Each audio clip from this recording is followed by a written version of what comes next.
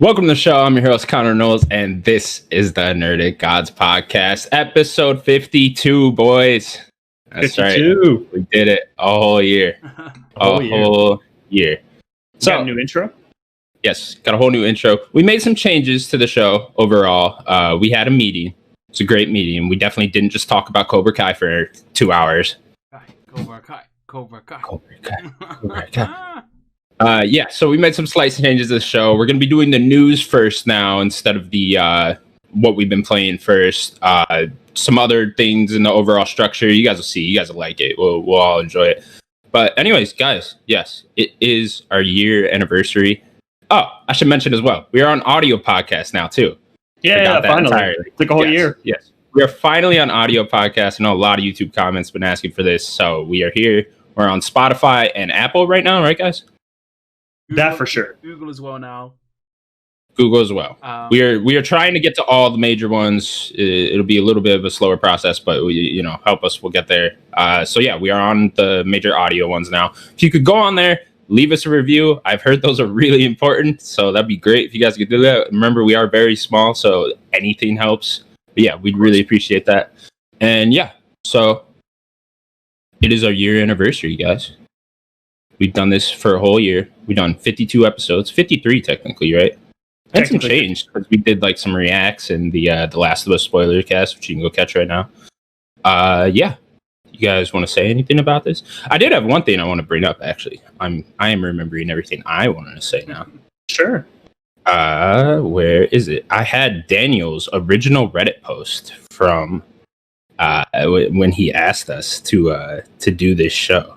Where did it go? Here, you guys talk for a second. I will find it.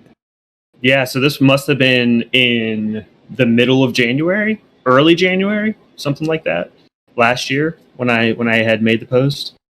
Yeah, unfortunately, it doesn't say the exact date when you did this. Okay. Yeah. Or it might do days, actually. It's crazy, though. I wasn't looking, but I was always looking. That makes sense. And I mean, I think it was under a thread of podcast. So here it is. It is a kind of funny post just by itself. It wasn't on their thread or anything. Daniel just asked, "Any KF best friends want to do a podcast?" And then in the actual post, he said, "I don't have much stuff to record with, but I'm completely down." Like, all right, I bet you are, buddy. And then I said, "Hell yeah!" And then you just said, "Let's do it." And then there was multiple other people that comments that sounded like they were down. Don't know where they are. And then there's one from Sims that simply said, "I'm in. Slide into my DMs." That's what they're saying. It slide in. No, you're gonna. Yeah, pretty much. Not the same wording, but pretty much. Well, I well and truly slid into them. Yeah, crazy. A whole year ago. And thus, the Nerdic Gods were born. Well, technically, the Nerdic Gods were born in 2013, just with me. But you and your little Overwatch montage. Yeah, we'll that was like 4 years ago or something like that. Anyways, yeah, guys, here now. Been a whole year. Can't thank you guys enough for this. I truly look forward to every Thursday. That's when we record the show. It's like my favorite day of the week now. So I love doing it. Anything you guys want to say? I just got you just getting up, like peeling yourself out of bed now. Yeah, that happens every Thursday. I'm just grateful for you guys and like behind the scenes, like Natalie, like the new intro. Natalie, what like cat tirelessly. I know it's 15 seconds. I did the music. Yeah, Daniel did the music. Daniel did the music. Great music by Daniel. Thank you. All the developers made the game. Yeah. Shout out to all of the developers. So, not a show, eh? Get on with it. Yeah. All right, cool. And now we'll move on to our proper show. So like I said, we are making some changes. And one of those is we're starting off with the news first. We're doing that because we feel usually our topic in the headline of the video is related to the news somewhat. So we'll put that first because we figure that's what a lot of people are clicking on the video for, clicking on the audio podcast now for. So we'll start with that. What story you want to start with? First up, let's just go in order today. Make it simple. First up, Sony has announced that it has shipped 4.5 million PS5 units as of December 31st, 2020.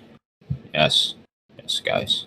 That's some very rookie impressive numbers. from PlayStation. Oh, man. We need to pump them numbers. Yeah. So one of the things that also came out is that is on par exactly with PS4. So PS4 sold that many throughout that year too. What year was that? 2013. Launched. Yeah. So yeah, pretty expected.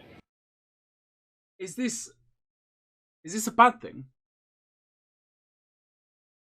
I don't think so. I mean, they're selling all the units they can make, right?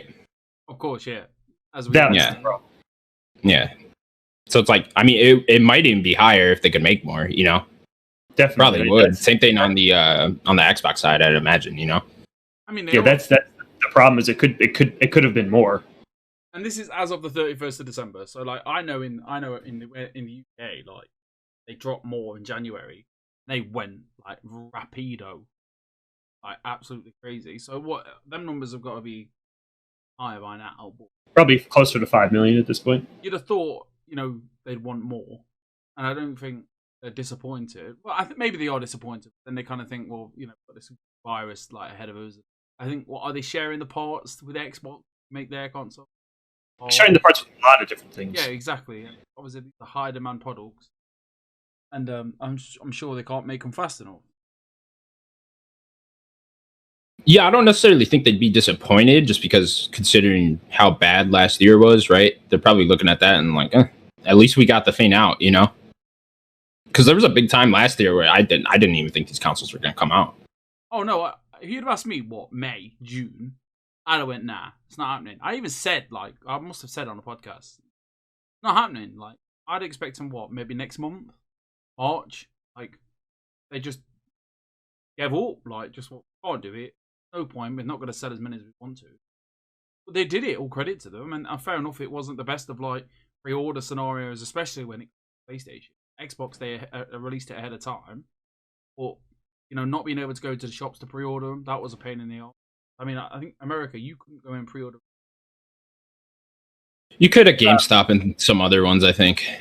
Yeah, you could do like call-ins, and they would just bring it out to you, stuff like that. That's how I got one of my Xboxes.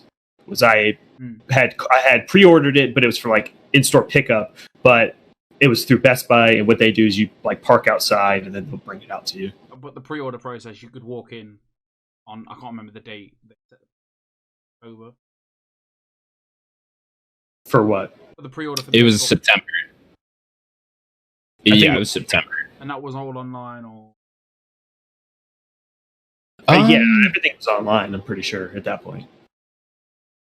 Yeah, I can't remember for the initial Xbox what they were doing. But yeah, regardless, it's just impressive they got them out in general. Also, some other things came out of that little thing, like Miles Morales sold 4.1 million copies. Yeah, pretty expected for that game, I'd say. Maybe even a little low, honestly, considering the Spider-Man name. That's what I was thinking, was very good for that game, but the fact that it was on both consoles and it only did that, I kind of would have... Not that it did bad, I just thought that it would do just a little bit better for it being on PS4. Like, I wonder if it being the small game did anything to it. Yeah, I know people are comparing it to Uncharted Lost Legacy sales, and I know it like blew past that, but I don't really know if that's on the same level with Spider-Man being, Spider-Man. Yeah, but I wonder if it being Miles as a main character had something to do with it not doing as much as like a regular Spider-Man would do. Sure. Yeah, I also think a lot of people are comparing this to Nintendo sales because those came out last week, and it's kind of hard not to now. When you see how much like Splatoon 3 sells like 12 million copies, and you're like, well, what the fuck? You'd think a Spider-Man game would outsell that, but that's just the power of Nintendo, I guess. Yeah, you don't compete with Nintendo. We'll talk about that next, but yeah. It still did well, though. 4.1, it's not going to stop at 4.1. This is just through the end of December as well. Yeah, no, exactly. It'll continue. Especially with it being a launch game. Launch games tend to sell more throughout the whole life cycle of the console. All right, cool. Sims? What was Spider-Man's? I think last time they updated it was like around 12 million something. What was it opening? It did like 3 million in like 3 days or something like that. And this is or like in the weekend. Yeah, this is up through December. Maybe it is a put off. Like maybe you're right. Like knowing it's a smaller game, I'm not going to pay that much money. I get why it's a fantastic game. Yeah, I mean $40 is a lot for that game. I will say, like, do you think? I mean, it's only like a 10-hour game. Like, I'm willing to pay that, but I could see some people not. A 10-hour PS5 game at 40 quid. Yeah, I wonder what the attachment rate is for PS5s in general with that game. Like, how many people that got a PS5 actually bought that, you know? Because I gotta imagine it's pretty high. Like, I gotta say, at least, I don't know, 1.5 million of those copies were on PS5, right? If there's 4.5 million PS5s that were sold. Say that one more time. I gotta think that how many PS5 copies of Miles Morales were sold was like 1.5 million on the PS5 or something around there. Just because if you're picking up a PS5, why wouldn't you pick up Miles Morales? Well, there's a couple other games you could pick up. I know there's like Demon Souls and stuff, but like there wasn't like I don't know, anything else that was like huge and major. I just felt like that was the major item with it. I'm not sure if they'll actually give you the numbers split. Like, I'm sure they're just No, I doubt we will. I'm just kind of wondering it. Yeah. I wouldn't be surprised if it sold 1 million, but 1 million, honestly, 1 million seems a lot. Does it? Just, yeah. Like, well, even just break it down. Even if it only sold 1 million, so that means it only sold 3 million on PS4 in 2 months. That seems really right. For a Spider. Yeah, it does sound kind of low, yeah. I wonder if people are a little confused that it's even on PS4 because it was marketed so heavily as a PS5 game. Yeah, maybe. Maybe it was the complete opposite. Maybe more people just bought it on PlayStation 5. Yeah, could be. Who knows? All right, cool. We'll move on to the next story. Before we do that, am I quiet to you guys? Do I sound quiet to you guys? Quiet? No, you sound okay to me. Hello? Carry on. Sure. The Nintendo Switch has sold 79 million units in just under 4 years. This came out of their big investor meeting, right? That's what it was? I think so, yeah. So yeah, it has officially outsold the 3DS, which was at 75 million, which is crazy. Yeah, and the 3DS was... We're probably, halfway through the Switch life cycle? Maybe a little more. That depends if you're talking about like a new upgraded model as well, then yeah, probably. I mean, the 3DS was a hot ticket item. Like, the 3DS sold a lot as well. Yeah, it did. It's just the Switch. Nintendo numbers, man. Pretty crazy. It's just kind of crazy that it did outsell this quickly because, like, the price difference. The 3DS was like 180 or something? Something like that? At the time? That's a weird number. I don't know. I never bought a 3DS. It was more than 100 because that's what, like, the DS was. It was more Nintendo's like, I'll charge 163 for it. Yeah. All right, thanks, Nintendo. When you do numbers. Some other little things that came out with that is 66 million of those were just regular Nintendo Switches, and then 13 million were the Lite. So it seems the Lite is doing pretty well. Yeah. Yeah. Is that a year old now? Year and a half? Okay. Yeah. So yeah, people really seem to like the Lite, especially if they're willing to share those numbers. A lot of times with the other SKU of a console or whatever, you won't even hear about anything about the other numbers. Yeah, it's just combining in one. So they obviously like the Lite since they're willing to say that. Right. I gotta imagine a lot of kids like the Lite too, just to keep it a full handheld thing. How much is the Lite? The Lite's 200, right? Compared to the 300. 199. 199. Yeah, so it's cheaper. It's a nice handheld, compact device. It's good for kids, right? It's a lovely little machine. My kid like that. But he loves to play on Switch. He'll like play Rocket League. He'll play anything on it. It's just nice. Like, we've got our consoles like docked up. Don't really use handheld anymore. And then she can just lie down and play. It's a great little machine. The Switch is just, I don't know, I think it's people attract, like the Wii, like it was such a different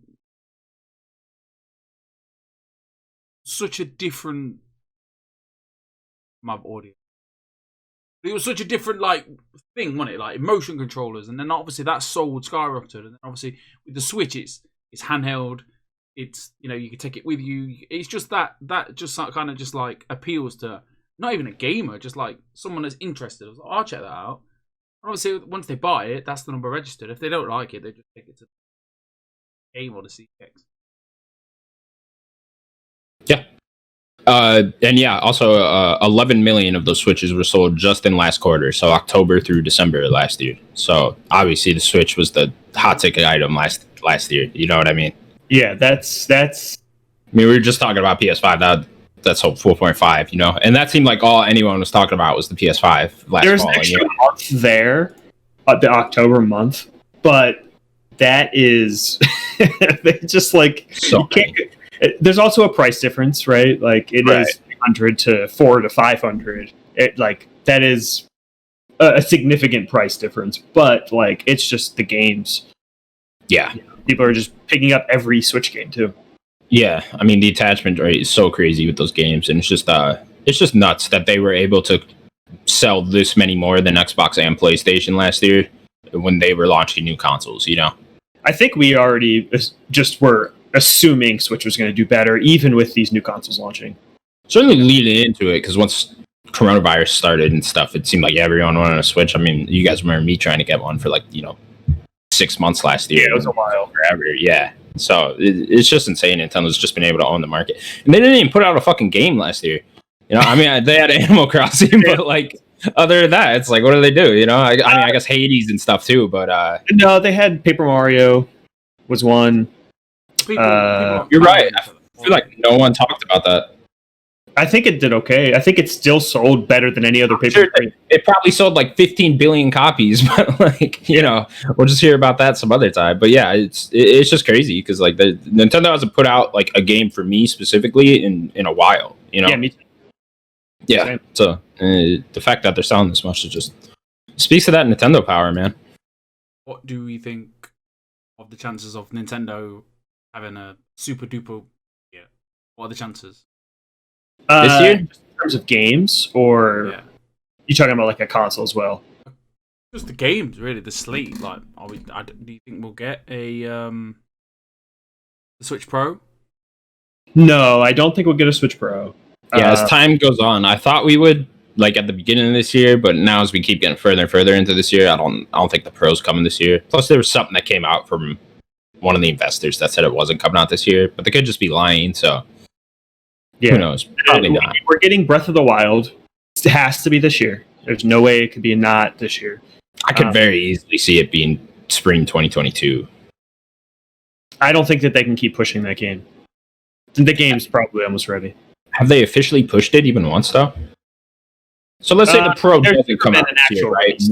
Wouldn't there coming soon? Wouldn't the idea be to launch it with the Switch Pro, though? You don't necessarily have to. Not with the attachment rate of the Switch. No, they don't. It does not even matter at this point. They just sure. Because even Breath of the Wild 1 was already having stuttering and frame rate issues launch on Switch. So it's I think that they'll just have to put out the game. But we'll have that game, the new Pokemon Snap game, that's for sure. April 30th. Yeah, April 30th. I'm assuming we're going to at least hear something about Metroid Prime 4 this year. I assume. We haven't heard anything in a while, at least an update, maybe a new trailer, something. Yeah. You know what I'd really like is the Metroid Prime trilogy, because I've never played those. That was going to be the next one. I definitely want a Metroid Prime. I've never played a Metroid, so it's something that, as a Nintendo, as someone with a Nintendo after the Wii U and missed it on the GameCube, just have it on the Switch, all these great games, and obviously it's money as well. It's easy money. Everyone's got a console. 79 million people have got a console. Why not give them the trilogies? Give them the Zeldas. Give them this. It's you'd be stupid not to.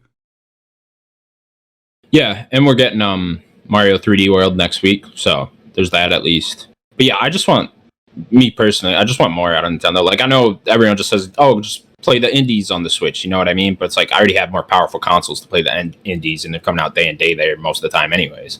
So it's why would I play it on Switch, I want a reason to play my damn Switch, because I don't have enough these days. Yeah. Okay, cool. Anything else you guys want to say on that? There's even more that I think are unknown about this year with Nintendo, like Zelda's anniversaries this year, Pokemon's anniversaries this year. So, like, they're gonna have a big direct. I think probably pretty soon. You heard it from me first. A lot of rumors of what's the Pokemon remake? What's this one? Diamond and Pearl. Diamond and Pearl. That's it. The fourth. There is a February 27th is Pokemon Day. What day is that? It's a Saturday. Maybe get something on a Tuesday, Wednesday, Thursday for Pokemon. Big Pokemon reveal. More Pokemon Snap gameplay. Get that Katy Perry song. Get the Katy Perry song. That stupid MOBA game that got everyone excited for no reason. Unite. Pokemon Unite. Yeah. I can't believe I remember the name of that game. I want to forget it. Next up, Yakuza creator. You guys are going to have to help me with this name. Toshihiro. What's the last name? Nagoshi. Yeah, that was very simple the way you put it. Toshihiro Nagoshi. He is stepping down as Sega's chief creative officer to take on a creative director role. Sorry. Oh, you're good. Hello, Sims. How are you? Oh, man. Whose idea was it to go live? Yours. Yeah, it was. Anyways, the creator of Yakuza, he's stepping down as Sega's chief creative officer to take a more creative director role inside the company, which sounds pretty cool. Daniel, you're a big Yakuza guy. So I don't know his entire role, what he's been doing, but he was kind of overseeing kind of the new era of Yakuza, kind of zero on. Okay, cool. Because we have in the doc he's directed every game since Yakuza 0. I was gonna say, did you mean 0 and then the ones after that? Yeah, so like 0, then 6. Oh, okay, Kiwami 1, Kiwami 2, and then 6 and 7. Oh, so he did 7 as well. Yeah, he's done every one since 0. So does this upset you a little bit as a Yakuza fan? I don't know exactly what this means. Like, no, I think that this is probably good because it sounds like he might be taking a more direct, hands-on approach. Okay, you're saying he might even be more in control now. Exactly, because he was just the way they should go. He was a creative in Sega, so I'm wondering if he's going to go more into the Yakuza franchise. Get more, into the actual Yakuza franchise. Let me go more into the. Because that's when I really feel like Yakuza started blowing up more. Was once 0 came out, it kind of became a different thing. It hit another level once 0 came out, and then 6 and stuff like that. It seemed like the quality went up a little bit, and then sort of the fan base. So I'm reading here with shout to Joe Screbbles from IGN.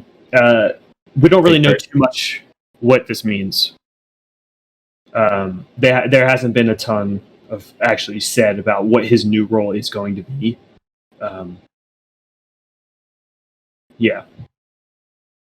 Cool. So we look forward to whatever he's doing. What would you like to see done, Daniel? Any changes you'd like to see at Yakuza? Would you like them to go back to the old combat?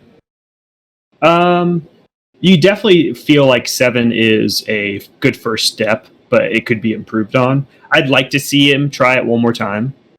And then if it's like mechanics. Yeah. No, with the turn-based. Kind of do it one more time. See if they can kind of give it a little more life. Do something. I almost feel like they're leaning more towards sticking with that because it was received so well than anything. Right? Yeah, but it's definitely a first step. Like it's not a flawless system. It has its problems, but I like the turn-based.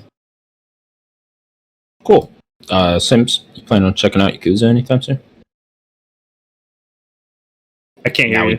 At all, Sims. Sims having a lot of technical issues. Honestly, you don't understand what's going on this side of the thing. Yakuza, Like a Dragon.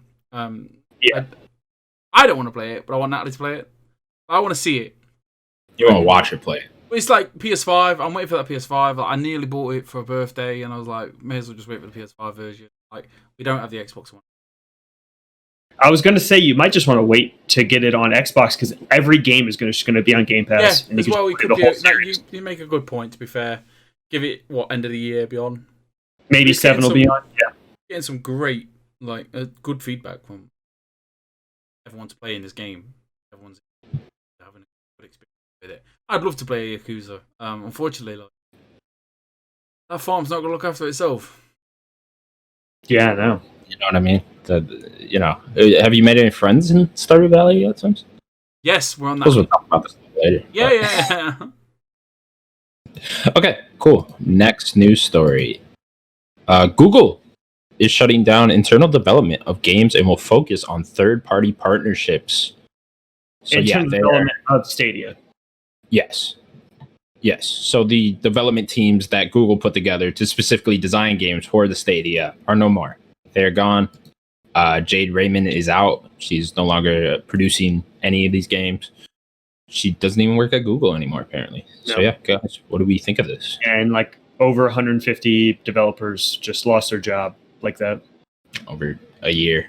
Because Google just wanted to fuck around and try video games for a minute, and then they were like, nope, we're out. I know Stadia is not officially done yet, but so hopefully they all find a job pretty quickly. I know I saw a lot of other developers reaching out and trying to say we have openings and stuff. Which is surely there's a lot of talented developers that are working there, right? With that Google money, they probably are just going after the big dogs in the development industry, right? Especially Jade Raymond. Like I told you guys, that was one of the first things I was like, oh well, they're gonna get rid of her. Like I wonder where she's gonna go. Somebody will gladly scoop up Jade Raymond, you know? Yeah, we'll definitely see someone pick her up soon. Someone is listening. Done a lot for me just lately. He wants me to mention Drake got off license. Big up from the Nerdic gods. There you go. Free shout out. I'm really sorry. I'm sorry. Cost you money next time, buddy. But yeah. So Jade Raymond's out. Where do we think Stadia is going overall here, guys? Because I think there's a little timer on their clock there now. Stadia is going to be dead soon. Is what I'm saying. Well, what I think a huge big problem was they weren't ready. Then Microsoft slowly was eking in with xCloud, and then Amazon came in with Luna. I don't know how well Luna's doing right now, but did that launch? I think it's in beta or something, but you can play Luna stuff. Sure. Can you? Okay. But xCloud, even xCloud, xCloud just came in, worked, and it just. Do these work? Has anyone tried streaming stuff with xCloud or Luna or whatever the fuck? I tried xCloud when it was in beta. Had an okay experience. I just played some Forza, just a little drive in, and then it's always been dead 5 minute, 10 second, 5 minute, 10 minute experiences. And then I think one day after when the Immortals Phoenix Rising trailer came out, I just whacked it on the computer. Literally, you'd gone. I think by the time you'd even got to work, I'd played it, had a good time, fucked off, and it was all right. I've still got Stadia downstairs in the box. I'd love to get it out. I mean, don't get me wrong. This is terrible for everybody that's lost their job. Google's wasted their time. They've filled the, they've said, look, come on, we're dedicated to this. We're gonna do this. We're gonna have a good time. We're all gonna have a laugh. And it's and they're like, you know what, now and out. But we'll still support these third-party games. Is that a contract? Is that a contract between all the new games that are out or coming out for the next, another 12 to 18 months of, obviously there's a game we don't know that's been announced, and then we'll honor it, but then as soon as them contracts expires, is that it? Is that it at the end of the day for Stadia? Probably.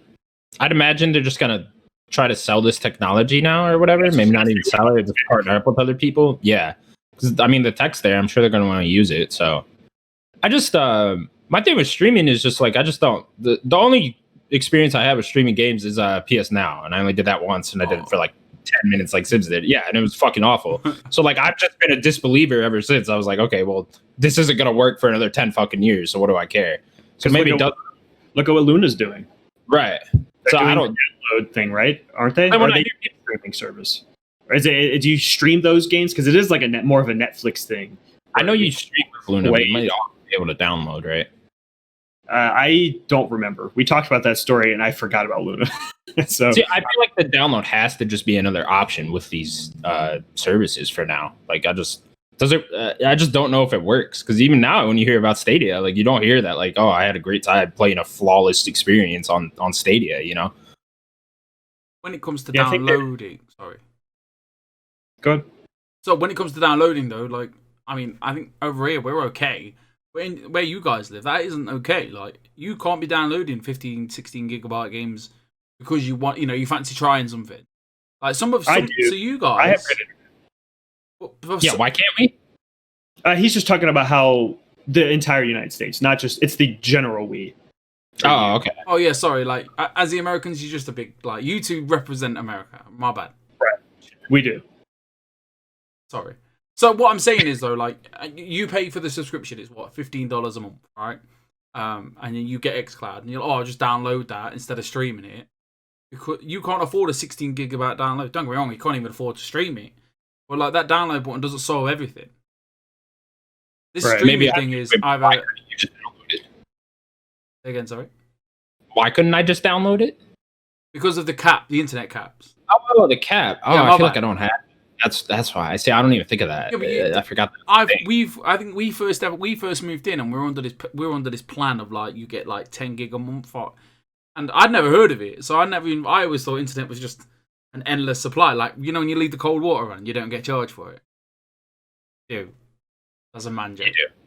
Well, no, you know what I'm saying though. Like, I got charged. I was like, why is my bill like an extra, like, for 30, 40 quid? It happens. Like, people can't afford them charges. Not worth it to download, I don't know, Donut County. No disrespect to Donut County. I want to talk about Donut County.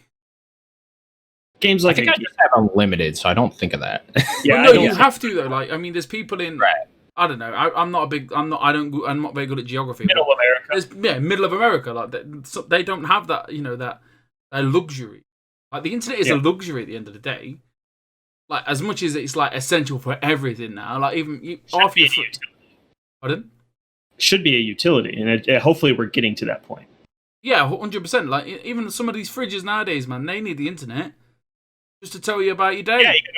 Yeah, you got to play Doom on your freezer. Yeah, that'd be cool. Yeah, there was a video I saw on Reddit of, like, a dude got the original Doom to run on his freezer or his freezer. Let me get a turtle going on my microwave. That'd be a good time. Oh yeah. Play some Doom Eternal while I'm warming up some ramen or whatever the fuck, Oh man, I can't wait to play Doom Eternal for 30 seconds. It's gonna be great. All right, next up. There's a game being developed out of China using Unreal 4 engine called Project DT. There's a cool little trailer that goes with it. We will put that in the description, maybe. I don't know. People say that. I don't know if we do that, but I don't. But you could find it. I think it. Go look at Daniel Ahmad's Twitter, because that's who I saw it from. This game looks crazy. I don't know if you both watched this thing I linked to. Yeah, no, it you wrote here. It kind of looks like a mashup between Devil May Cry and Metal Gear, and it really does. Yeah, it looks like a very. What was the Platinum Metal Gear game? What was that called? You played it before. Revengeance. Revengeance, yeah. It kind of looks like that. That's what it reminded me of. Like a more next-gen version of that. Looks very pretty. Yeah. The game looks awesome. Hopefully we get more from that. There's some really interesting games slowly coming out of China. We're seeing it more and more now, right? Yeah. Like that. I wonder if it's a Wukong or whatever. I forget the name of that one. Wu something. The one from the monkey prince or whatever with the staff. Look like the Dark Souls game. I wonder how well these will be like ported over here or whatever, or dubbed to be over here, and stuff. Like, do we know? Is this even like coming to America and the UK at some point? I guess it depends how big the team is, right? Yeah, don't they not have traditional consoles in China, right? I don't know. Yeah, I don't think they're playing on PlayStations and Xboxes. Probably more PC stuff, right? Yeah, I think they're mainly like mobile games, isn't it? Like a lot of it is mobile. What you can go on, like what you can take on the go with you. I think like I've heard something like obviously this is all hearsay. Obviously, I'm not the most like clued up person, but like space is a massive thing in like because China's so big. Like there's so many houses in like so many areas. So all the buildings are just smaller than I don't know those lot. So a lot of people they want that PSP. They want that device that they can just shout out to the PSP, man. People don't know about that PSP. I think a lot of people did. I think it sold really well. No one's ever heard of the PSP, actually. Only Sims. But yeah, game looks cool. We look forward to seeing more of that. It has a female protagonist, by the way. It does look decent. Watching it now, it's on the screen for everybody. It's actually it's decent. Yeah, we hope to see more cool games out of it. I always get worried about trailers like this, though. You look at it and you're like, you know what I mean? You just don't know. Just tech demo-y, right? Yeah. And don't be calling your game Project D. DT. Oh, like a DT. Dicks and titties. All right, next up. EA Sports is bringing back NCAA football, the games. So yeah, college football games. They're actually, there was like a little bit of a thing I should have edited. I don't know if it is NCAA. I think they're just calling it like college football. Like I don't think they're tying it. Yeah, I don't think they're tying it to players, anything like that. So yeah, this went away back in 2014 because did it go away because the players weren't getting paid and they were complaining and stuff like that, right? Is that why it ended up stop? Okay. I don't really play sports games, but yeah, no, I don't either. Call me controversial. Call me controversial on our first live show. If you're dumb enough to play sports and not get paid for it, something wrong. You can't blame the kids in that. No, of course not. But like, why?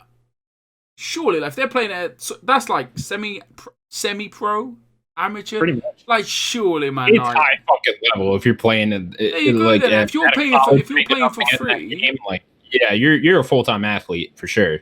And they're making those colleges an insane amount of money. Yeah, it's ridiculous, man. I don't know, like, I think like American football's daft anyway. Don't get me wrong.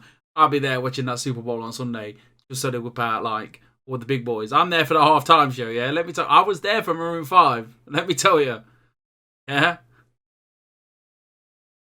Maroon 5, greatest band ever. Top tier. They got a couple hits. With the spice. Maroon 5. Oh, you don't understand, man. Maroon 5 big over there.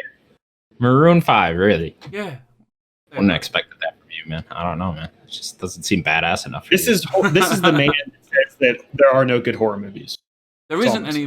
Listen, no good horror movie loves Maroon 5. That's Sims in a sum, you know. In a nutshell. But no, like controversial comments and like, there's no such thing as a good horror film. Like none of them are good. None of them. All predictable. I was saying it until the day I died. Oh shit. Yeah. What about video games? Oh no, there's some good ones. Resident Evil 7. Some good ones. Yeah, those aren't shit. Anyways, yeah. He's so upset. I will try not to just talk shit about football. Daniel, you want to go? I don't like football either. So it's cool it's back. I know a lot of people really like college football more than NFL. So it's just crazy. No, there's a little more like purity to the sport.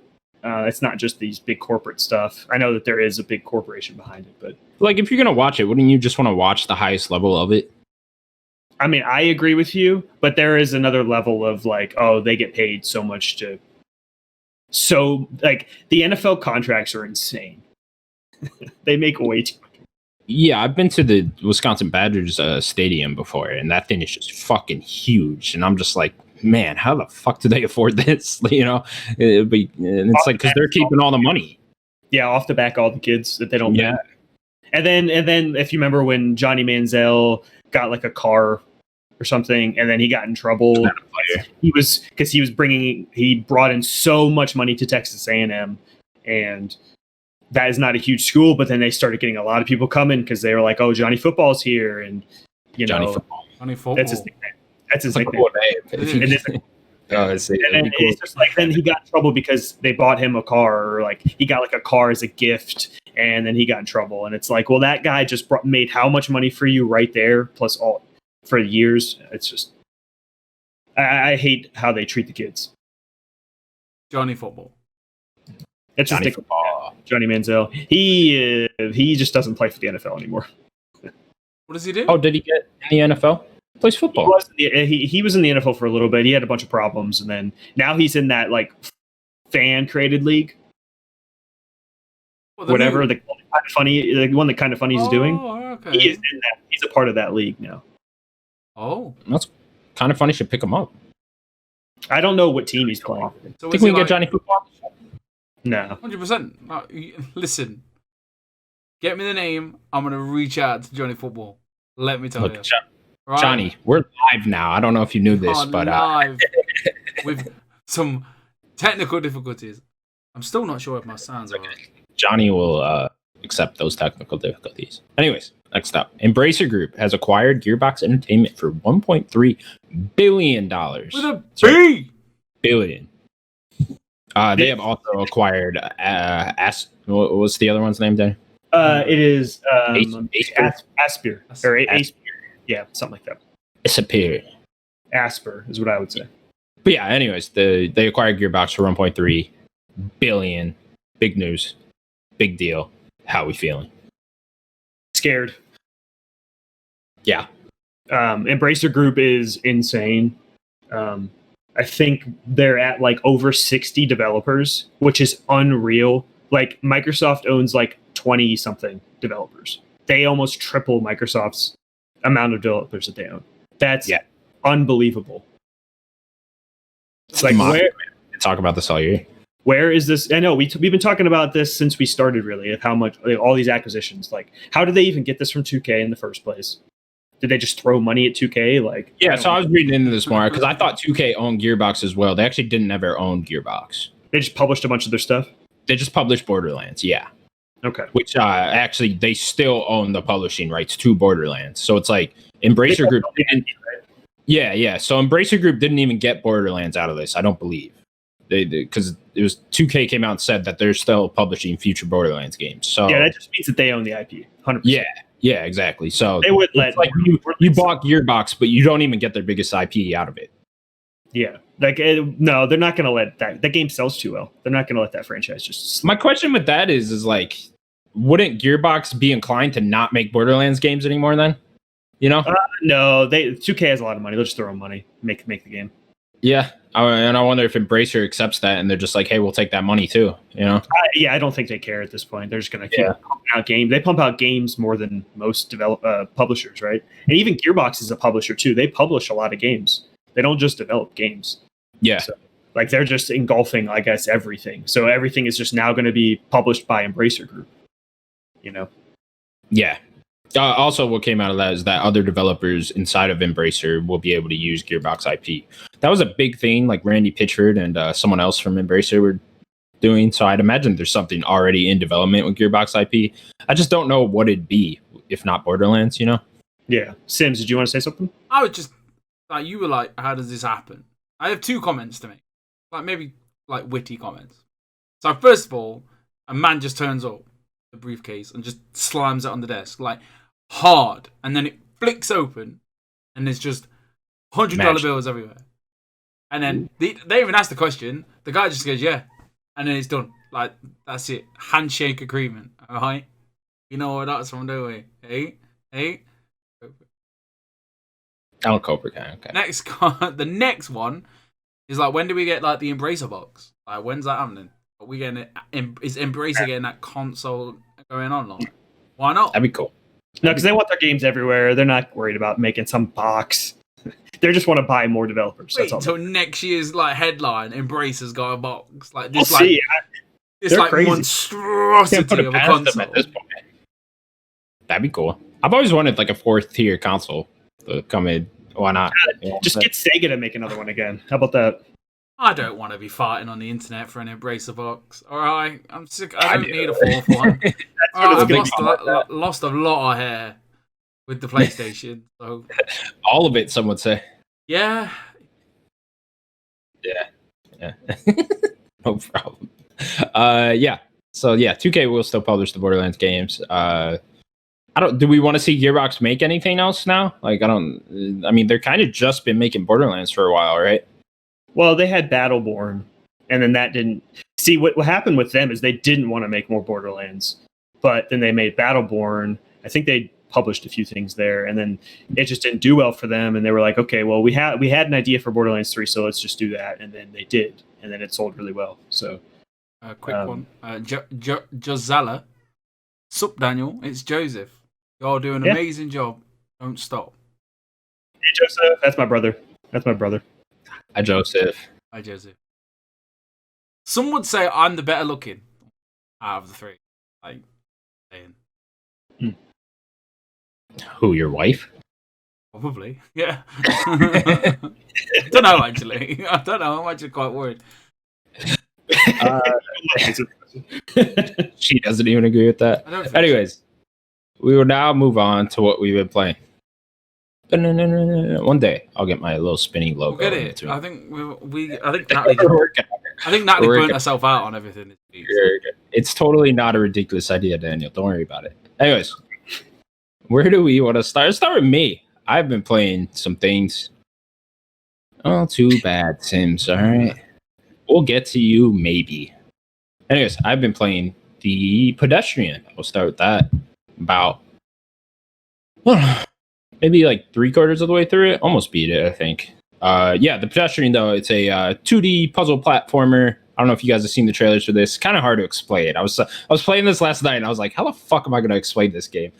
It's a 2D puzzle platformer where you use the environments in the background to kind of help you out with the puzzles, and there's a lot of different mechanics that go into that. So like you'll be like the little guy you see on a street sign or on like the bathroom or whatever, right? That little stick figure. You guys know what I'm talking about. What did I say in the chat? Let me have a look. Let me see my. You got a clever one. Sims will find that. But anyways, yeah, you play as him, and you're basically just making your way through the world by only being able to walk on these different types of signs that like that symbol would be on, the little stick figure.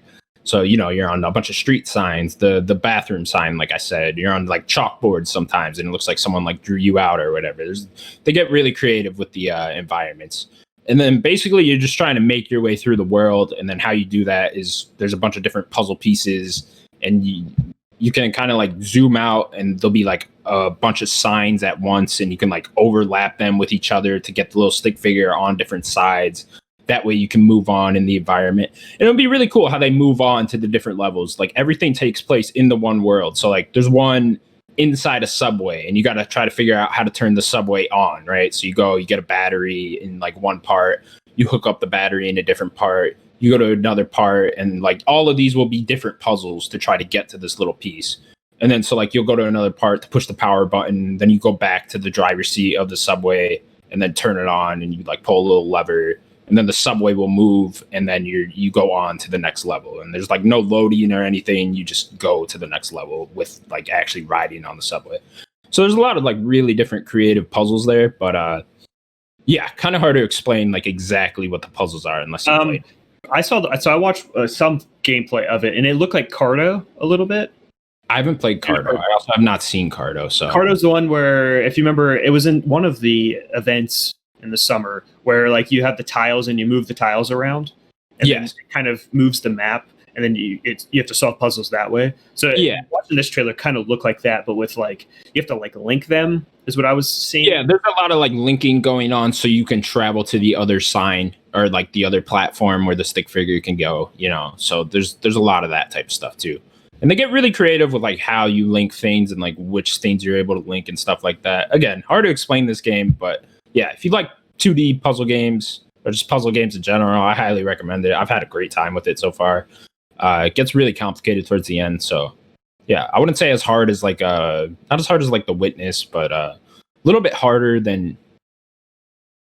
I don't even want to say like Limbo, because like Limbo got kind of difficult at the end, but probably on that same level as Limbo and Inside, I'd say.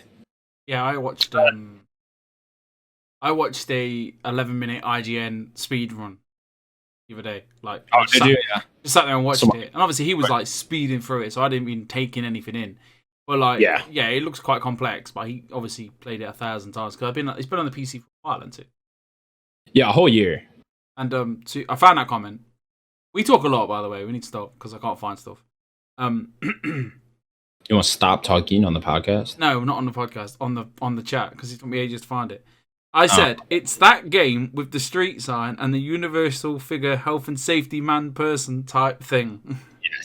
Yes, that is exactly what it is. That's a good one. On the box. It has some cool DualSense features too for the PS5 version. Like you can feel, you can feel them walking with the footsteps and stuff like that, and then like. Yeah. When you like clip a sign into place, it'll like do a little thing, and then it feels real nice. I don't know, cool little DualSense stuff. Ever since you said like pitter patter when you played Astro Playroom, like every time I hold the controller, and like even with the Destruction All Stars, when you're running, you feel the patters. Did I say that? Said pitter patter. I don't know if I ever used that word. You did in your unboxing. Oh, okay. Pitter patters. Oh, really? That doesn't sound like me. Anyways, from that game, I wanted to ask, how's the actual platforming? How's that? Oh, it's like nothing. Like don't think of it as a platformer. Like you can jump and stuff like that, but it's a puzzle game. It's 90% a puzzle game, 10% a platformer, if that makes sense. So you're barely doing any platforming. Platforming is just simply used to get to the next place. And then I've been playing Kingdom Hearts 2.5 still going for that platinum in this. Beat it on critical. It got kind of hard towards the end. Yeah. But get through it. Got a bunch of the post game left on my my other file now that I just got to do. Then I get the platinum. Probably platinum it sometime this week, maybe next week. But yeah. What have you got to do exactly? So I got to beat the extra bosses now, which are actually really cool in the post game. They get really creative with all these different bosses in this. So like they'll even make some like different gameplay. Like they bring back the chain of memories gameplay for one of the bosses where it's like a card game. So like they bring that back for just one box. There's one with like a hit meter. So like you can get hit 100 times with this boss, and it's like super hard because you gotta not get hit 100 times. And then there's some other creative ones they put in. They put a lot into these final mix versions of the games because like this originally came out in 2007-ish, the final mix version of Kingdom Hearts 2. And they do a lot of extra work. It was like DLC before DLC was a thing. When was the original Hearts 2 released? 2005. Yeah, 2002 was the original Hearts. Yeah, but I remember like getting somebody wanted Kingdom Hearts 2 so bad, and I got it for him. It was a lot of games. It was like it came out in Japan way before US release. Maybe not way before. It might have been a year, something like that. I'm glad that doesn't happen anymore. Mental, yes. Yeah, Persona still does. I mean, there's still Japanese things, yeah. Yeah. Anyways, Sims, what have you been playing? Nothing. No, I'm joking. You didn't write it in the doc, man. Yeah, I'm not perfect. Far from it. We played a bit of Stardew Valley. I remember the first time we spoke about it like 2 weeks ago, like kind of like shortchanged it a bit, like, oh, it's just Stardew Valley. It's more than that. Like, how can I put it? Yeah, it's a farming sim. You're planting your crops, you're growing your crops, you got your chickens, and there's dungeons to do. And the game's so much, we're like year 3 now. The game's so much deeper than it is. Like, we're on about trying to make friends now with all that, because we're trying to plat it. I think we've agreed that we're going for the plat. Like, and it's no small feat. Let me tell you, boys and girls. Yeah, there's probably a lot you have to do in that, I imagine, right? Yes. Catch all the fish, cook all the food, sell every item, sell 15 of every crop, like stupid things. But like, Natalie's quite like organized, so she's like, we keep 1 of everything, 2 of everything. So, and then like when it comes to friends, like to make friends with people, you gotta gift them things and talk to them every day, and just a regular mundane shit. But going around like talking to these characters for the first time, because I played this game like maybe twice now, but I've always just like farmed, made the money and left. I was like, I got the experience, but it's more. And talk to all these characters. I was like, there's Pam, and you talk to her more and more, and she's always like either she works at the bus stop, she takes you to the desert, and then and then you're like, she goes to the pub every day, and you talk to her more, and you've realised like this woman's an alcoholic. Like, I'm sorry to bring the show down. So, you've got this alcoholic, like, woman that's, probably a bit lonely, goes to the bar. Slurring her words late at night when you go to that pub. It's more the texty read. It's like her favourite things was beer. Like, sometimes you can talk to her and she's like hiccuping or slurring her words. Like, the way it's written, like, it's really good. And there's another guy that I'm trying to make friends with. Like, his name's Kent, like, ex-war hero, just come back. Like, he's a bit depressed, doesn't know how to, doesn't know how to come back to real life. Do you know what I mean? Like, and it was just like last night. This was last night. This whole realization of just like this game is deeper than it is. Like, you've got the mayor that might be sleeping with the lumberjack lady, left his trousers in her room, like stuff like that. It's ridiculous. Like there's cutscenes where there's a homeless guy and he's looking in the trash, and then there's a cutscene where it's like he gets caught and like one guy shouts at him. Obviously, he goes looking again, and there's other guys like, I know what you're doing. Like let me just help you with some. Like so, like other than the farming and obviously the mining and grading your weapons and the world itself is like living and breathing. Like you don't understand. Like that there's a rival. I mean, we sorted this now, but there was like a rival supermarket chain trying to take over like all the small businesses, like obviously global corporate enterprises. And obviously, I have to do something. We have to do something. So, like like mundane tasks. But once you do that, you overthrow them, and obviously, the whole town starts to love you a bit more. Like you start to get more. You get love hearts, and I don't know. People respect you, and when you talk to them, they talk differently. It's really interesting, really. Like I'm glad that I've sat down, and I nearly gave up on it last week. Threw a bit of a paddy. I spent like a whole week like mining stone, ready to like get to like the school cavern to get loads of iridium. It just didn't go to plan, and I was like, I'm not playing this game anymore. I'm done. I'm going back to Cyberpunk. And she was like, No, you're not. And we did it. No, you're not. No, you're not. But no, yeah, mainly Stardew Valley. But I mean, I have downloaded. I did that last actually. So we're all bored in the house. Like I've got COVID. Like I feel fine. I'm okay. I've not had any effects. Like maybe a bit tired, but that's like watching too much Cobra Kai. And like my kid was like, I want to play a game. I was like, let's try this Donut County game. Like you're a raccoon and you're not a raccoon.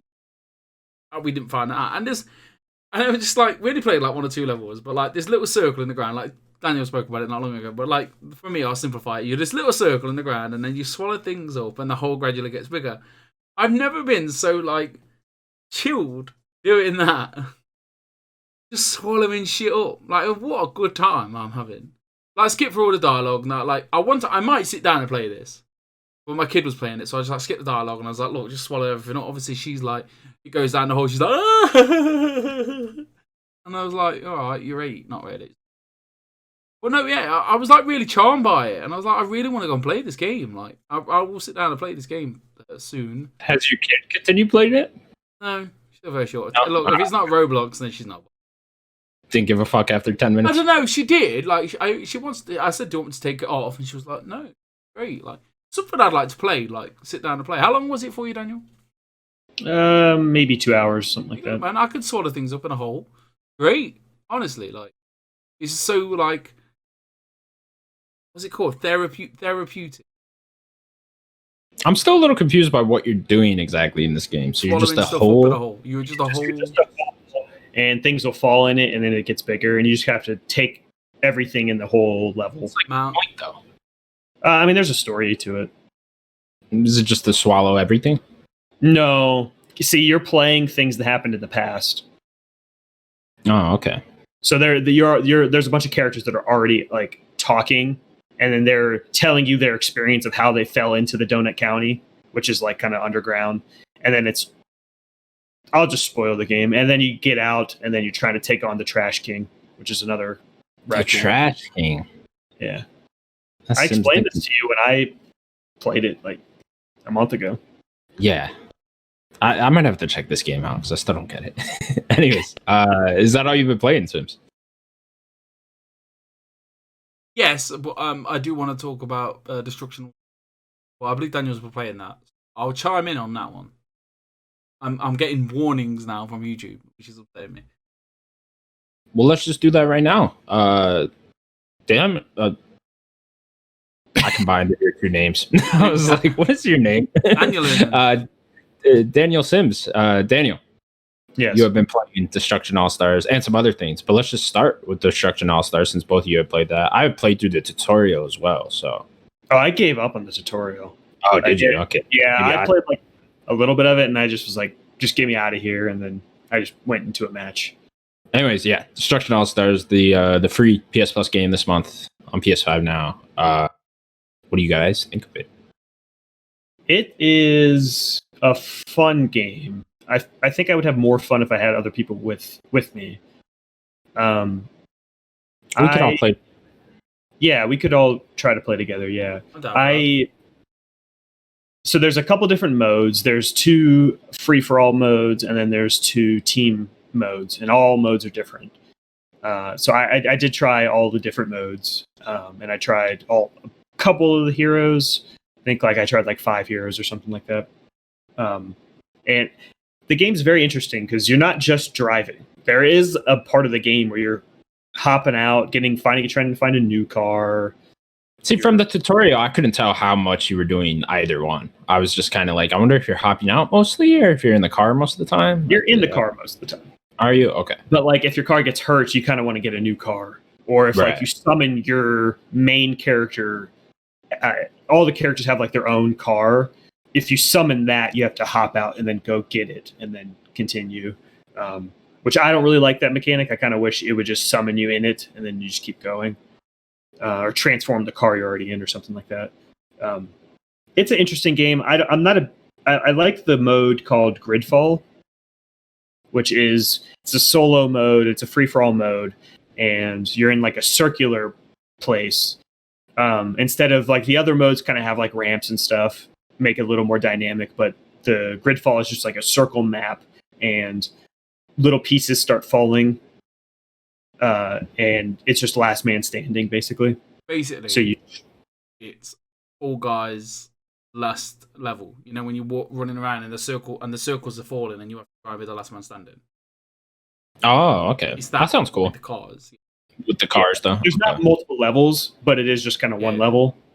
It's kind of, and then like things just start, so things will start falling, so you just knock people into it, or if you get run over when you're hopping out, that is just a KO, like you just die right there. Because normally in the game, if you do get hit, you just resummon. That mode I liked the most. I wasn't crazy about the team modes as much. I tried both of them multiple times.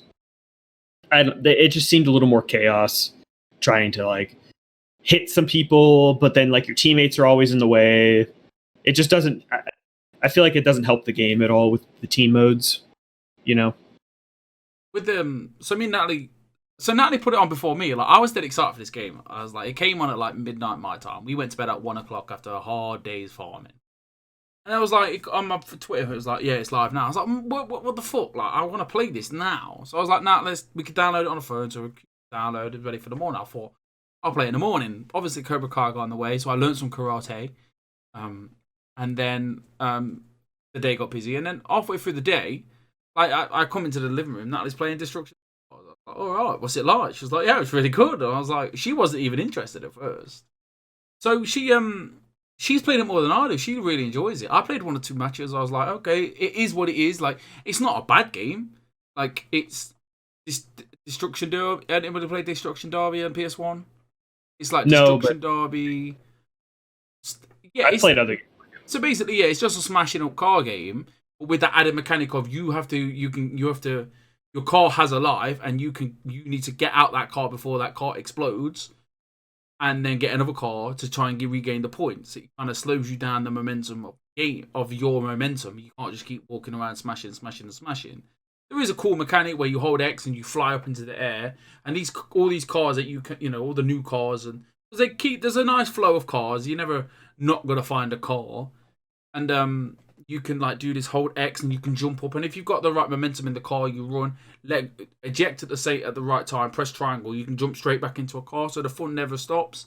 But like that's great when that happens, but when you miss the jump or your car just explodes anyway, and you need a car, the running around bit is a bit like, oof, hurry up and find a car. I don't need to be like Daniel said. He doesn't need to be out. You don't need to be out on the floor running around like a muppet. Can you like jack cars from other people? Yes, you can. Yeah. While they're in it, triangle, and you can try to steal it. Just, like jump on it or whatever. There is some weird like mashing, like you have to outmash them or something. And sometimes on the tutorial, yes, sometimes I got it to where it would just explode and nothing would really happen. You can choose what to do, wreck or take over. Okay. But, like the minigame, I don't think the minigames is fair. I mean, maybe it shouldn't be fair, but like if you're trying to take over the car, you gotta press square, circle, square, circle, square, circle. Obviously, it tells you what you want to press. But on the other end, they just have to like wiggle the stick, and like that, the wiggling the stick's the easiest part, and he's off. But when you're like square, square, circle, circle, square, circle, I don't know. It seems a bit unfair. Maybe it's supposed to. It reminds me of like the grappling mechanics in the UFC games, where like it's just unfair for one person. Yeah, let's say yes. It's a great looking game. It's got the adaptive triggers. It's free. Daniel wants to speak. it's not a good looking game. It's a very generic looking game. I'm going to be honest. Like I'm getting a little tired of the Fortnite very clean cartoon look. Was it Rocket Arena had the same look? Fortnite has the same look. I feel like this look is just boring. Like there are some cool designs I think that they do with like characters, but like it is such a boring looking game. I thought it looked good graphically. Yeah, I'm not too into the style though. I'll agree with that. I mean, yeah, no. It's not that it looks bad like that. Like it's just a boring look. Very generic. I agree. Definitely generic. Definitely like all Fortnite. Well, I mean, the style. No, I think the game performs really well, and obviously it's in 60, and it's just it's a pretty game as you're driving. There isn't no stuttering, and it does look nice and shiny, and it looks like a PlayStation 5 game, which is great. I think. I mean, you can't oak for note. My mum used to say, and we got it. And there is people like, oh, you buy. Yeah, it's my mum. But no, like people say, oh, you pay for PS Plus, so they're not really free. You pay for the online, all right, and you get the games as a little bonus. And I'm sorry if I'm getting the Concrete Genie Control and this for what this month. You can't sit there, man.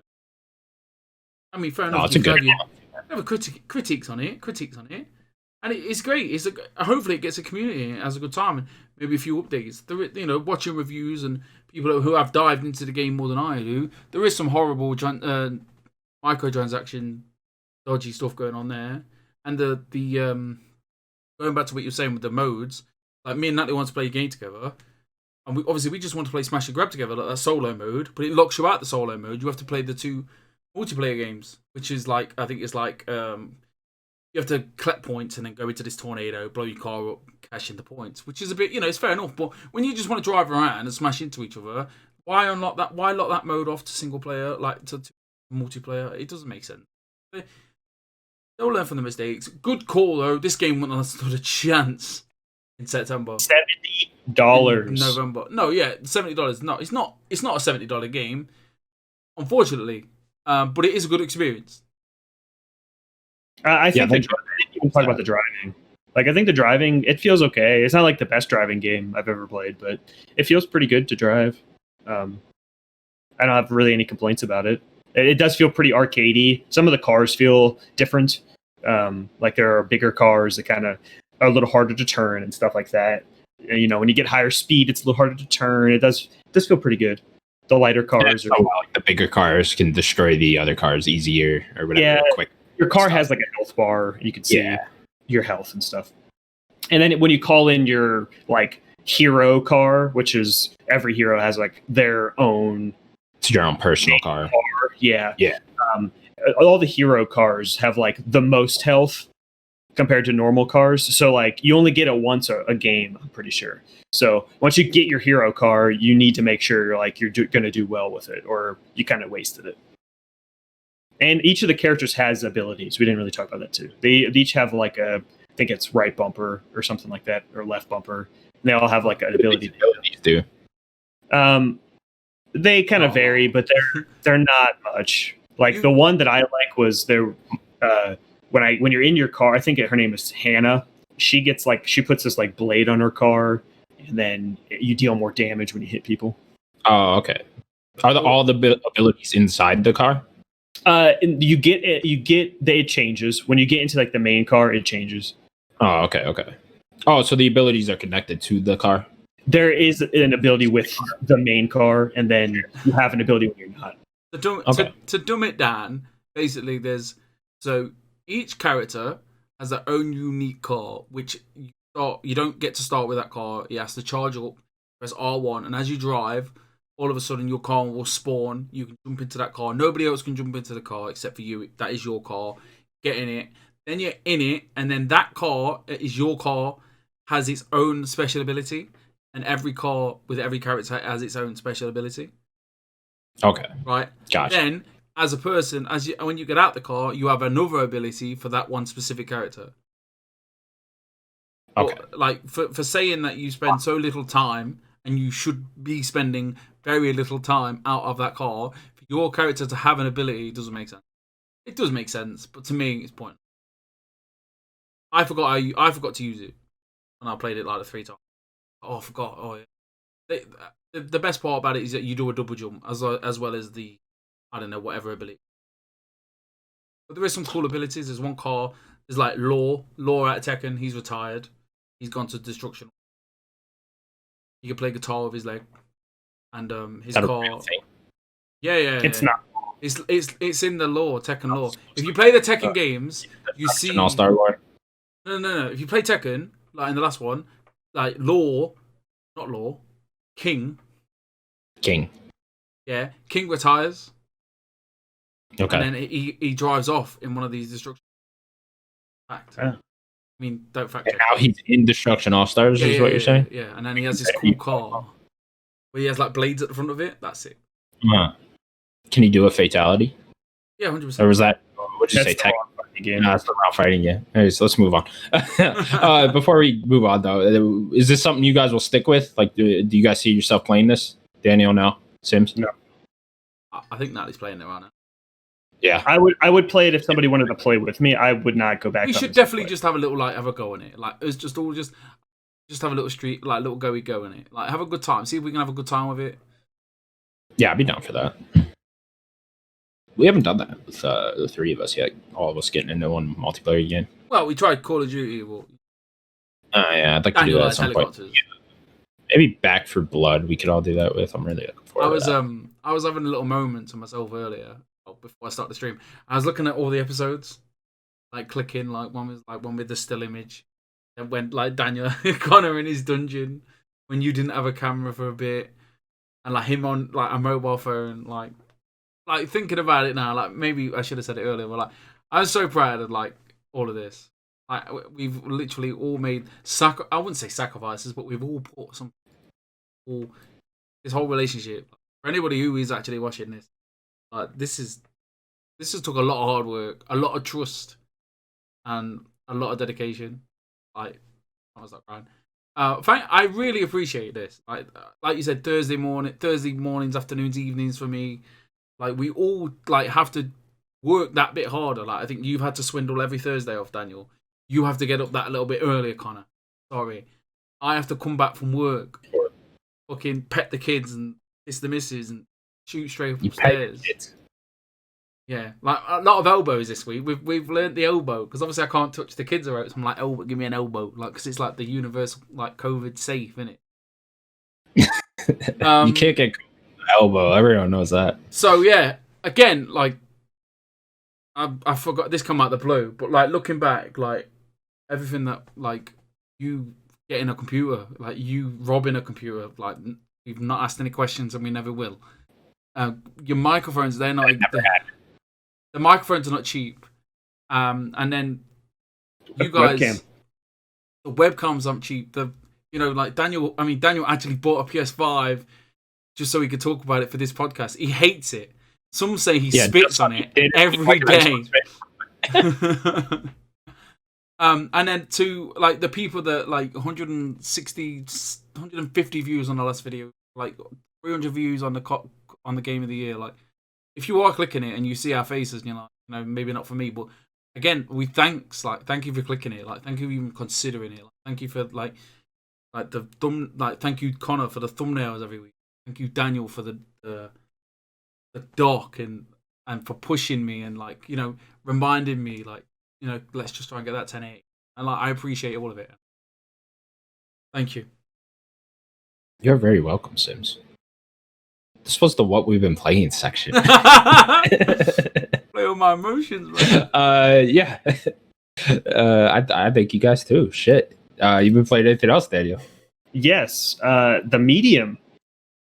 The Medium. Here we go. Forgot about this. Yeah, I know. I'm surprised you went with that. Was on your TV? Yeah. Oh, okay. It all comes together now. I see. Mm-hmm. See. All right.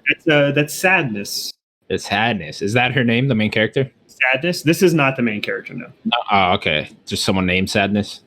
I don't want to spoil the story, but yeah. This is a spirit person that you meet. Sadness's head got ripped off? No, this is just a close-up image. She looks It's very disturbing, man. doesn't look too good, man. She's really nice. Is she? Yeah, she's really nice. She's Oh. really a really interesting character. Sadness. So yeah, I've been playing the Medium, which has been a divisive game. I think not in a bad way, but in terms of the reviews, it's been a little divisive. Oh, sure, review wise, yeah. Yeah, review critical wise. So you play as a medium, which is the name. So she basically kind of assists people from the spirit world to kind of the afterlife, and she can kind of exist in both planes, and that's kind of where the split comes from. The game you kind of set up, she doesn't completely understand where she kind of got her powers and stuff from what you know. And what are her powers? Her powers are just the switch between these worlds. Is that it? Yes, but also when that split kind of happens, it's kind of a split in her head as well, if that makes sense. So sometimes she can't control being in both at the same time, if that makes sense. Sure. So sometimes it'll, like in the game, it'll happen, you'll just be walking and then she'll kind of like be hurting and then the game will split. Does it literally just like pop up split screen and like you're controlling one and the other at the same time? Yeah. That's cool. Yeah. She basically gets kind of, I don't want to spoil the intro, but I'll kind of get to where the game is going. But she kind of gets this call from this guy saying that he kind of knows about her and her powers, and she needs to come to the hotel because he has going to explain something to her or something like that. So then you go to the hotel, and that's kind of, there is an intro bit, which I don't really want to spoil. It's probably honestly my favorite bit of the game was the intro. I remember that you really like the intro. It might not be the best bit of the game, but yeah. So the main bit takes place in this hotel. That's kind of like a huge part of the game, but there are other places you go to. It isn't just the hotel. Creepy. Let's go. Yeah, and the gameplay is it's a lot of walking around, kind of reading the like collectibles and stuff, and picking up things. There is another collectible where you kind of have to like redo a scene, and it'll play for you, kind of in the spirit world. It'll give you a little bit of lore bits of like some characters. So it's a puzzle game mostly, right? Yeah, and where the puzzle comes in is where like the split spirit world. So you're not always in the spirit world. You're not always just playing both. There are times where you just play it in like the spirit section. If that makes sense. So yeah. There are parts in the game where you can't do anything in the real world. You have to kind of go into the spirit world, which you do through a mirror. You kind of go up and touch the mirror. Then you kind of take place in the spirit world. Then you kind of have to do something to allow your real self to move on. So yeah, it unlocks something in the actual world. It'll like lock a door. So your spirit world self needs to like unlock a door, and then you go. Sure. And the puzzles, they don't really get that much more complex than that, really. Like, that is a complaint I have, is the puzzles are not compelling. Yeah, you'd think they would be, because that sounds like a really interesting way to make puzzle mechanics, right? With the two different split worlds and being able to go in both at once. Like, you'd think there'd be like a lot of interesting stuff there. Yeah. Did you have something to say, Sims? How does it... It might be a stupid question, like when it is running the two games at the same time, how does it problems? Story? Does it take up too much of the screen? Slow down? I don't think you. No, especially with these new consoles. No, I'll say the fidelity kind of dips a little, but not like it doesn't become like a 480 looking game, right? The visuals are pretty good overall in the game. The game looks pretty good. I'd say some of the character models don't look as good as like the environments. I'll say the environments look really good. That's really some of the best parts of some of the areas you go to in the spirit world or even in the real world. But no, it's not jarring. They do a pretty good job of kind of just letting it go, and everything is fixed camera. So even in the spirit world, it is a fixed camera. And I could kind of see why they needed it to be fixed camera, because a lot of that I think you controlling the camera in both worlds would get really confusing really quickly. Oh, so that's why the camera kind of just stays there, yeah. I feel like that might be a reason why they kind of went with a fixed camera. Right. Because if you're like messing with that camera, you might be getting a little too hard to control two different cameras with the analog sticks. Or even one camera. I don't know. It just maybe there's something with that. I don't know. Do you have something to say? Does it kind of control like brothers when you're splitting? Like you're walking with one analog stick and one with the other? No? Okay. No, you're just one and everything happens in this world to that world. So like when it's split like that, what is the other character you're not controlling doing? What do you mean? Say that one more time. So you said it becomes like split screen at certain points, right? Where so like you said you could only walk with one character. What's the other character doing? No. You're walking with both. Oh, okay. Oh, so they both walk with the same. They're both doing the same thing, but then when you're going into the mirror, you touch the mirror, then you only are in the spirit world. Sure. Okay, that makes more sense. Yes, Sims. Two questions. So yes. With it's the Silent Hill, Dino Crisis type walking. Yeah. So is it tank controls like that? I wouldn't say it's tank controls, but it'll change perspectives, and you kind of have to switch which way you're looking. I wouldn't call it tank controls. Okay. Yeah, he had one more question. We'll get back to God. Well, we can imagine what Sim's question would be. Yeah. It's gonna ask how gross is the game? Is there a lot of blood? So, Sims doesn't like in these tank control games. I find that if there's the smallest stupid thing on the floor, you cannot walk past it. Sometimes sometimes it's always hard to how close do I need. And that's always in a lot of games like this is. So when you're playing both games and there's different worlds, obviously, is there certain furniture, certain like bags of trash, or environmental objects in different places? Or are they pretty much like similar, but the second one's a bit darker and a bit more rougher? So no, how have they worked out both characters walking in the same environment in different environments with different objects on the floor? I know that sounds maybe I don't know. Hopefully, you understand what I'm saying. Yes, I do. So for the most part, the layouts are the same. Some doors are blocked in one way or the other. Some they're blocked. You can't go that way until you figure out the puzzle. Some of the things you interact with, you can only interact with it in the spirit world or the regular world, and that's a different button basically. So like I think. You're back. I'm back. Had a heart attack. You just froze all on. No, so X, when you hit X in the regular world, you can kind of mess with stuff, or A in the spirit world, you mess with stuff. It isn't that confusing, to be honest. There isn't so much to interact with where it gets confusing. So you didn't run into anything like that. Like one character got stuck, but the second character just could not move for stupid reason. It doesn't work that way. You're literally controlling the same thing at the same time. But like,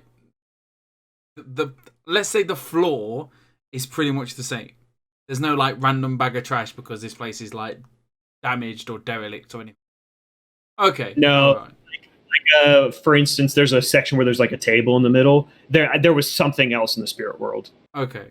So I'm really interested in playing this. I think this is something that it's Game Pass, isn't it? Game Pass, yeah. So I think we might be able to. We'll probably play this. Second question: did this give you like any like nostalgia for them like tank games? Maybe to go back to a Silent Hill, maybe go back to a Parasite Eve, or shout out to Parasite Eve 2, but anything like Dino Crisis and stuff like that. Do you not miss that? Like that adds like fear. I think like they chose a good control system for the game. I don't have nostalgia. I don't think that's the right word, but I don't hate like controlling the game like this. Like it doesn't bother me at all. Like I have no problem with it. But I wouldn't say I have nostalgia. Like I don't. Do you think this will be? Do you think this like the two rendering worlds? Obviously that can happen now. Do you think more people are going to do that, or do you think this is kind of like, ooh, maybe not? Maybe not as like a big game mechanic. Maybe somebody might try it for something, but I would say no. If maybe some other indie game might try it, but not like a big studio, if that's what you're asking. And overall, like, did you enjoy this game? Like, did you finish it and go, "Oh, that was good," or did you think that was excellent, or did you think, "Thank God that's over"? I always feel like them three things are like the things that I feel. He's gonna put a score on it. Oh yeah, of course.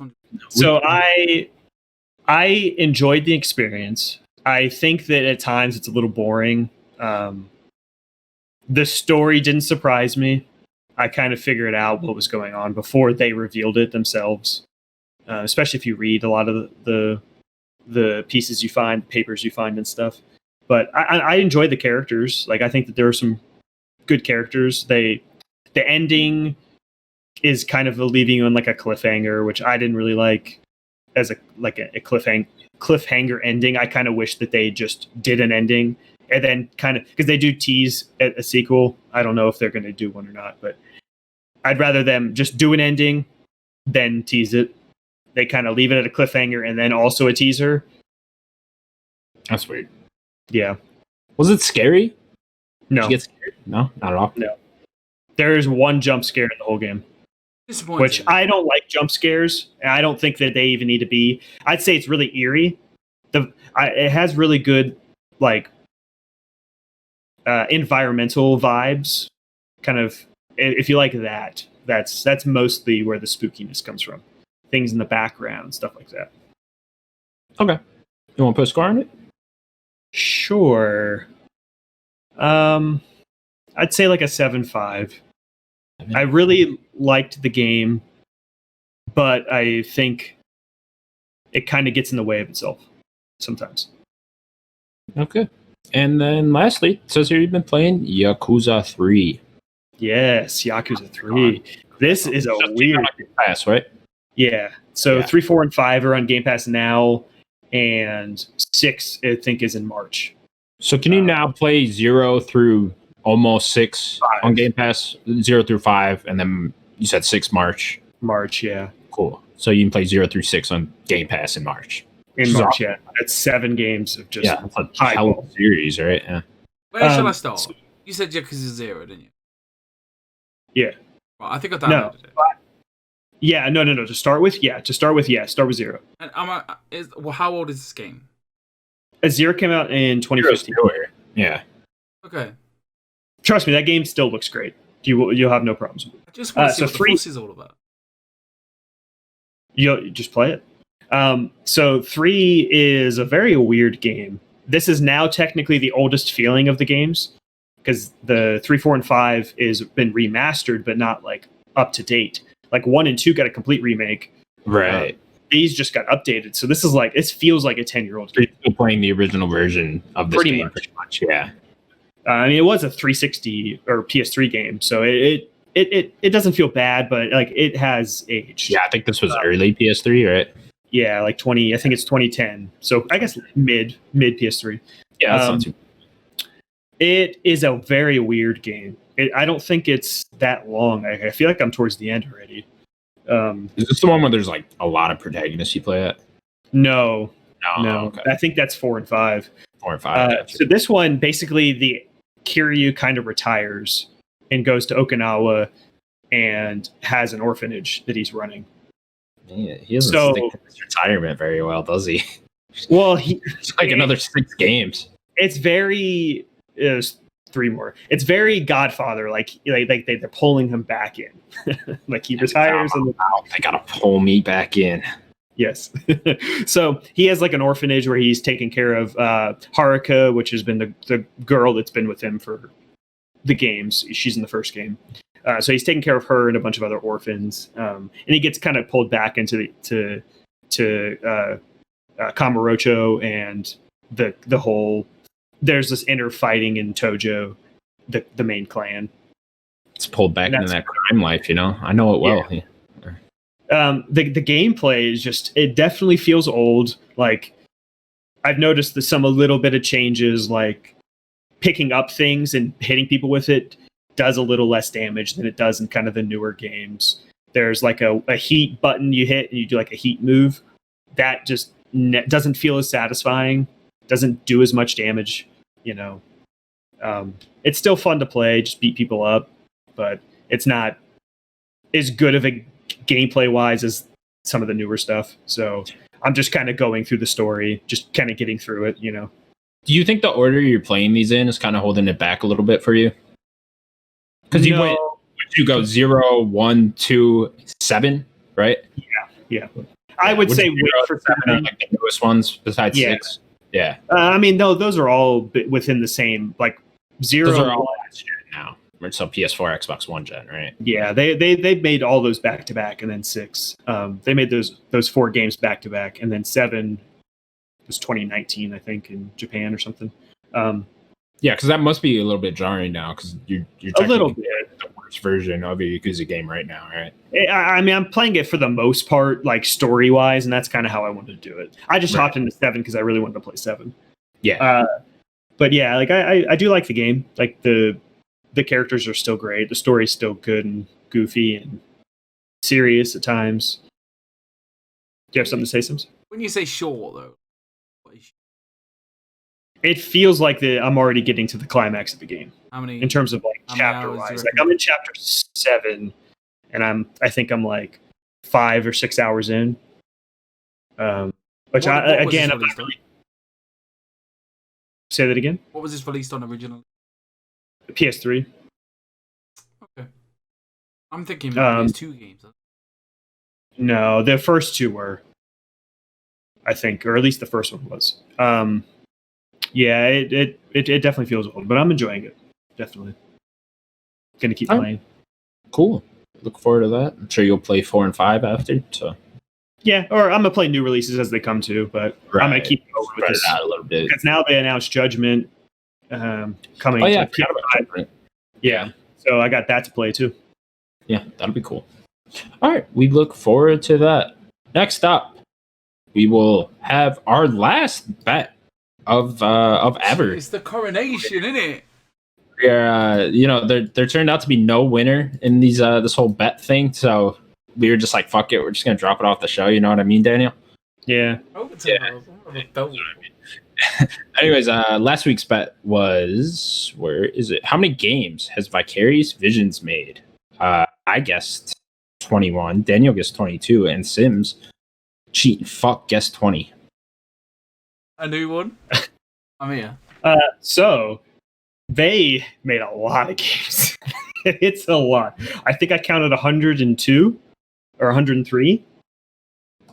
Insane. Sim's just showing his ass crack right now. Oh, you can't see. You can't see.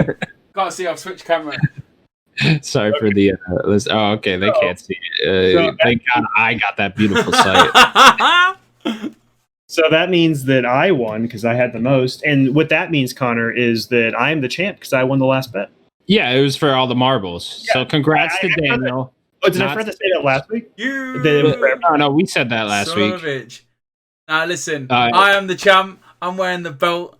This is the championship belt. All right, I am the best predictor, bet master in the world. All right. I just won. So what do you say to that? What? You got lucky, you punk. Now listen. Well, I won the last bet that was for everything, so I think I'm the champ. No, we didn't agree on anything. I won. Makes sense. Let's read the score totals out. Let me see how many we won over the year. It doesn't matter. We started this last year. Let me find the fucking. Right. Me and Daniel just so don't want to give Sims any credit here at all. Just like, so, bro, you over the year, Connor has 16 victories. Daniel has 15 now. No, 14. 14 victories. And the champ, reigning defending, doesn't even need to defend it anymore because they just ended it. Therefore, I got beat so badly that we don't want to do it anymore. I get 21. I am the champion. All right? You punk ass bitches can't touch me. I'm sat here with my 15-pound plastic belt, fried as fucking punch. And you gotta take it. Now, I want you both to say, Steve, you're the best. Say it. I won the bet. You won 1 bet. You won 15 bets. 14 bets. You're nothing. You're pathetic. And you? I hate this so much. I've been afraid of this like all year. Like Sims is gonna win. He's gonna do some cocky ass shit, and I'm gonna have to sit here and just deal with it. You have to deal with it. You're dealing with it, aren't you? I'm sat here, bold as a coot. Bold as a coot? It's an English thing. You get to see my butt crack off screen. I win. Is that my punishment? That's what I had to look at for losing. Is that it? Because I mean, that's gonna be just a horrible, horrible memory I'll have for the rest of my life. Now, I want you to say, Steve, you're the best. Steve, you're the best. That's why I hate it. There we go. There we go. I'm gonna wear this. Sims, you have won. You have won the bet. We have done this for a year. We will give credit where credit is due. Congratulations to Sims. And before we even end, things didn't go well for Steve. Like, I didn't win one for a good 3 weeks. No, he caught his stride. Be honest, how much did you cheat? Never. Lies. I swear to God, I never cheated. And as much as we could have as well. I could have as well, easily. See, he thought about it, though. No, he thought about I never thought about it. He thought about it. There was times, though. There was times as soon as the podcast would end, I'd look straight away. Or maybe during, because we always let you pick last, you know? You know what I mean? See me typing. I'm not very discreet with it. Listen, you I'm the champ. You two punk ass bitches. Let's go. You're right. I just can't accept it. We are retiring the bet section, though, from the overall podcast. Yeah, for now. We could bring it back. People want it. Go ahead. Leave it in the comments. Maybe you like the bets. Who knows? Let us know. Anyways, congratulations to Sims. We will move on to the game, which we will be keeping because we all like the games very much. Yes. It is a fun way to wrap up the show. Anyways, Daniel.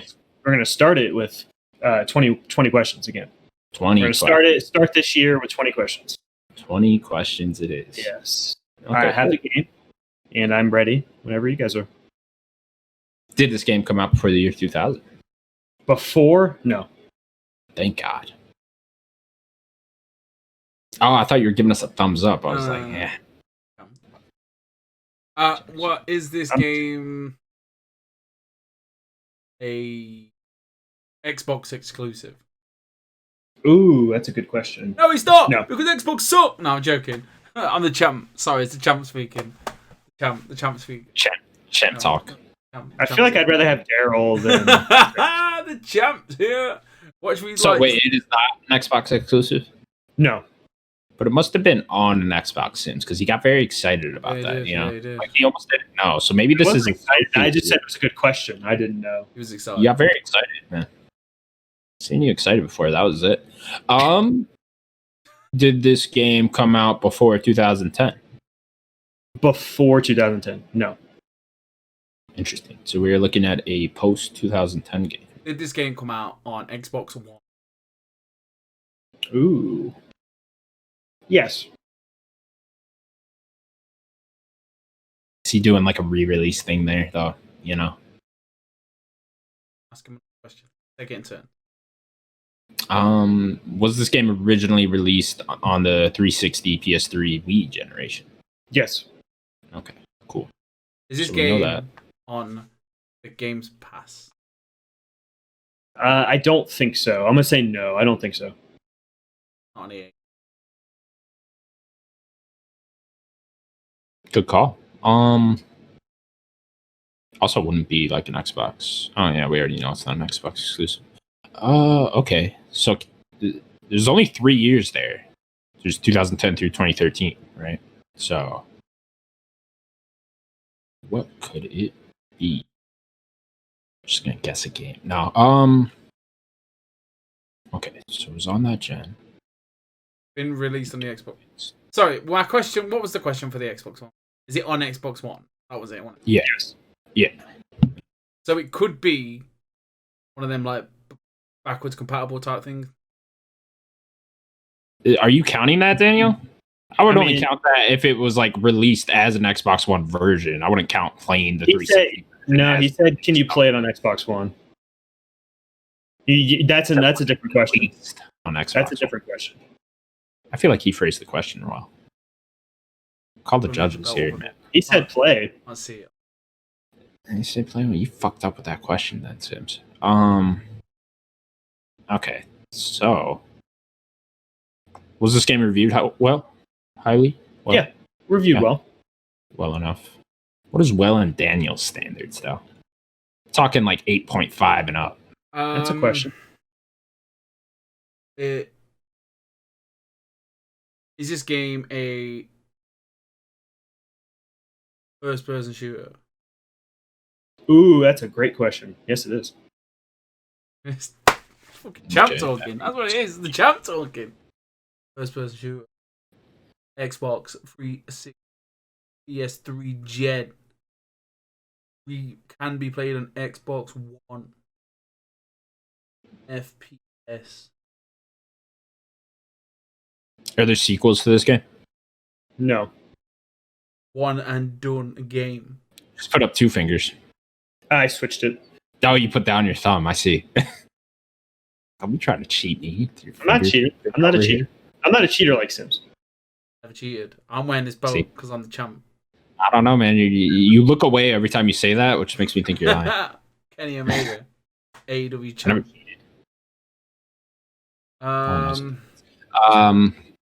One and done. Reviewed well. Xbox One. Xbox 360. PS3 Gen.